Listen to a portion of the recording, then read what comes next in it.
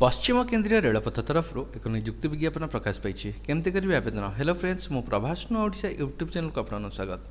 पश्चिम केन्द्रीय रेलपथ तरफ शिक्षानविश पदवी में 3377 स्थान खाली अच्छी, जो असंरक्षित रही 1344, अनुसूचित जाति 504, अनुसूचित जनजाति 242, अन्य पछुआ वर्ग 893 और अर्थनीतिक दुर्बल वर्ग 334 स्थान संरक्षित अच्छी। कौन शिक्षागत योग्यता? प्रार्थी कि प्रार्थी दशम कि द्वादश श्रेणी पास करते सहित एनसीबीटी कि एससीबीटी सर्टिफिकेट हासिल करते आवश्यक। बयसीमा रही 15 ରୁ 24 वर्ष, अनुसूचित जाति जनजाति महिला मान 5 वर्ष, अन्य पछुआ वर्ग 3 वर्ष और भिन्नक्षम 10 वर्ष बयसीमा कोहल कर। नवेदन शुल्क रही 141 टंका, अनुसूचित जाति जनजाति भिन्नक्षम महिला मान नवेदन शुल्क रही 41 टंका। आवेदन प्रक्रिया: प्रार्थी कि प्रार्थी ऑनलाइन माध्यम आवेदन करेंगे।